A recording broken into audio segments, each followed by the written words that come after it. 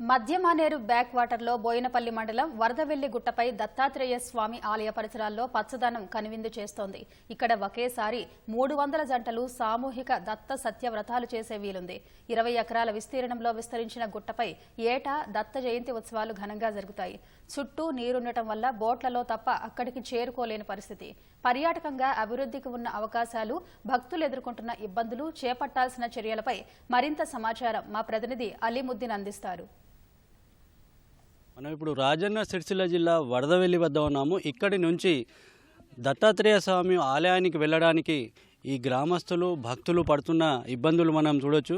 2016కు ముందు వరదవెల్లి గ్రామం ఈ ప్రాంతంలో ఉండేది. అయితే ఆ ప్రాజెక్టు నిర్మాణం తర్వాత దాదాపు 27 టీఎంసీల సామర్థ్యంతో ప్రాజెక్టు నిర్మాణం చేపట్టారు. దీంతో ఈ గ్రామం ముంపుకు గురైంది. వీళ్ళు ఆర్ఆండర్ కాలనీగా ఏర్పడి మరోవైపు వెళ్ళిపోయారు. అయితే ఆలయానికి వెళ్ళడానికి మాత్రం ఇబ్బందులు తలెత్తుతున్నాయి. మనం ఇప్పుడు చూడవచ్చు, ఇటీవల కేంద్ర హోంశాఖ సహాయ మంత్రి ఈ బోట్ను కొనిచ్చారు దాదాపు 10 లక్షల రూపాయలతో. అయితే ఈ 3 రోజుల పాటు ఇక్కడ ఉత్సవాలు జరుగుతాయి. ఉత్సవాలకు వెళ్ళడానికి భక్తులు ఇలాంటి బోట్ ఎక్కాల్సి ఉంటుంది. గతంలో అసలు ఎలాంటి బోట్ లేదు. నీరు తగ్గినప్పుడు మాత్రమే అక్కడికి వెళ్ళి పూజలు చేసేవారు. అయితే ఇప్పుడు మాత్రం పూర్తి స్థాయిలో నీటిని నింపారు. దాదాపు 27 టీఎంసీల నీరు ఉంది. ఇప్పుడు మనం చూస్తున్నాము, బోట్లో వెళ్తున్నారు. ఒకసారి కనీసం 6 వెళ్ళవచ్చు. చాలా వందల మంది వస్తుంటారు. అయితే ఈ ఒక్క బోట్ మాత్రమే ఉంది. ఈ ఒక్క బోటును కూడా నిర్వహించడానికి చాలా ఇబ్బందులు ఏర్పడుతున్నాయి. మనం ఇప్పుడు ఆ కమిటీ సభ్యులతో మాట్లాడి తెలుసుకునే ప్రయత్నం చేద్దాం. దాదాపు కిలోమీటర్ వరకు ఉంటుంది ఇక్కడ నుంచి ఆ దత్తాత్రేయ స్వామి ఆలయము. అయితే ఇక్కడి నుంచి వెళ్ళడానికి నానా కష్టాలు పడుతున్న తరుణంలో కేంద్ర హోంశాఖ సహాయ మంత్రి ఈ బోటు కొనేందుకు ఏర్పాట్లు చేశారు. అయితే బోట్ అయితే కొన్నారు, కానీ దాన్ని నడపడం కానీ నిర్వహణ కానీ దానికి కావాల్సిన ఇంధనము సమకూర్చుకోవడానికి కొన్ని ఇబ్బందులు ఏర్పడుతున్నాయి. అయితే చాలా తక్కువ సామర్థ్యం ఉంది కాబట్టి దానికి కూడా కొన్ని ఇబ్బందులు ఏర్పడుతున్నాయని చెప్పొచ్చు. అక్కడ వెళ్ళడానికి ఎలాంటి ఇబ్బందులు ఉన్నాయి? వాటర్ ఉండట్ల నిత్య పూజలు ఉంటాయి. గురువారము, ఆదివారము పున్నానికి అన్నదాన కార్యక్రమాలు కూడా ఉంటాయి. అందుకోసం బండి సంజయ్ గారు బోట్ ఇచ్చారు. మాకేంది అంటే డ్రైవర్ లేరు. ఓన్లీ మా గ్రామస్తులు కమిటీ వాళ్ళని కలిసి దీన్ని నిర్ణయించి ప్రతి పున్నానికి చేసుకునేందుకు అదొకటి మట్టి సౌలత్ చేసి ఒక 2 ఎకరాలంతా పోస్తే మాకు అన్నదాన కార్యక్రమం ఇట్లా రోడ్డు మీద కాకుండా చేసుకునేందుకు ఒకటి ఏంటి అంటే ఇప్పుడు ఈ గవర్నమెంట్ కానీ ఏది కానీ కొంచెం సహకరించి మాకు చేయాలని కోరుకుంటున్నాం. మాకు ఈ ఇంధనం కానీ ఇవి బోటు ఖర్చులు కొంచెం భారంగా మారుతుంది. దీని మీద కొంచెం ప్రభుత్వ పెద్దలు దృష్టి పెట్టి మాకు పర్మనెంట్గా మాకు బోటు డ్రైవర్ను మాకు అనుకూలంగా ఇస్తే బాగుంటుందని మా అభిప్రాయము. పోతే నిత్య పూజల కోసం కూడా రోజు బోటు నడిపించడానికి అవకాశం కల్పించాలి. పార్కింగ్ కోసము ఒక 2 ఎకరాల ల్యాండ్ మాకు ఇదివరకు మాకు కేటాయించిండ్రు. ఆ 2 ఎకరాల ల్యాండ్ కొంచెం హైట్ లేపడానికి, మట్టి చదును చేసుకోవడానికి మొన్న కూడా మేము ఎంపీ గారికి విన్నవించుకోవడం జరిగింది. ఒక బోటు ఒకటి నడిపించాలంటే మాకు 5 మనుషులు అవసరం పడుతుంది. మెయిన్ పవర్ సేవాభావంతోనే ఉన్నారు. ఇప్పుడు మధ్యమానేరు ప్రాజెక్టులో మనం పయనిస్తున్నాము. ఇక్కడ నుంచి వరదవెల్లి గ్రామం నుంచి ఇటు దత్తాత్రేయ స్వామి ఆలయానికి వెళ్తున్నాము. మనం ఇప్పుడు ఈ స్టీమర్లో అంటే కేవలము ఒక 15 రోజుల నుంచి మాత్రమే ఇది అందుబాటులోకి వచ్చింది. మనతో పాటు ఆ డ్రైవర్ ఆనంద్ మనతో ఉన్నారు. అయితే ఇది నడపడానికి ఎలాంటి ఎక్స్పీరియన్స్ అవసరము, ఎంతమంది తీసుకెళ్ళగలుగుతారో ఒకసారి అడిగి తెలుసుకునే ప్రయత్నం చేద్దాం. ఆనంద్ గారు, ఇది ఎంత కెపాసిటీ, ఇది నడపడానికి ఎలాంటి అనుభవం కావాలి? ఇది టోటల్ 8 కెపాసిటీది, 40 హార్స్ పవర్ ఇంజన్. ఇది దీనికి అనుభవం అంటే ద్వారా నేను 30 ఇయర్స్ నుంచి కరీంనగర్ టూరిజం నుంచి ప్లస్ ప్రైవేట్గా కానీ నా ఇండివిజువల్గా నేను చేస్తూ ఉన్నా. కాబట్టి ఆ ఉన్న ఎక్స్పీరియన్స్ కొద్దీ ఇప్పుడు ప్రస్తుతానికైతే ఈ కార్యక్రమాలకి నన్ను పిలిచినారు. దాంతో నేను ఆనంద్ రెస్క్యూ టీమ్తో నేను పర్సనల్గా వచ్చేసి వారికి సర్వీస్ చేస్తున్నాను.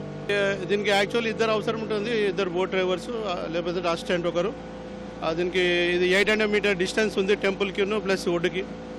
సుమారు 1.5 లీటర్ అంటే లోడుని బట్టి 1 లీటర్ ఖర్చు అవుతుందండి. దీనికి వీళ్ళు కూడా 100 రూపీస్ అంటే మామూలుగా ఛార్జెస్ చేస్తున్నారు. 100 రూపీస్ చొప్పున దేవస్థానం డెవలప్మెంట్ కోసం, రెగ్యులర్గా కాకుండా ఇది ఓన్లీ కార్యక్రమాల కోసమే దీన్ని యూటిలైజ్ చేస్తున్నారు ప్రస్తుతం. అయితే జనాలు భక్తులు ఎక్కువ వస్తున్నారు కదా, సామర్థ్యం పెంచే ఎలా ఉంటుంది, ఎలా సాధ్యం? ఇప్పుడు రాబోయే రోజులు, ఎందుకంటే నెక్స్ట్ మంత్ 14th నుంచి దత్తాత్రేయది జాతర ఉంది, 3 days, 14, 15, 16 ఆ డేట్లో ఉంది.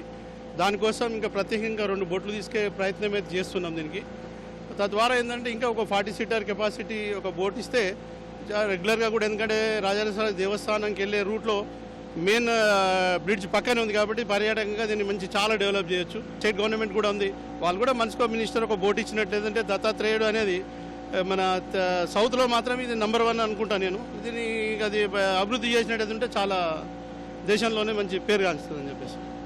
అయితే ఇదే ఒక రకంగా పర్యాటకంగాను అభివృద్ధి చెందుతుంది. మరోవైపు చాలా ప్రాంతాల నుంచి ఈ వరదవెల్లికి వచ్చి ఇక్కడ నుంచి ఆలయానికి వెళ్తుంటారు. అయితే ఇక్కడికి వెళ్ళడానికి మాత్రం దాదాపు 800 మీటర్ల దూరం ఉంది. దీనికి ఏర్పాటు చేసిన బోట్ కోసం పోటీ ఎక్కువగా ఉంటుంది. కేవలం 6 మాత్రమే ఇక్కడ నుంచి వెళ్ళగలుగుతారు.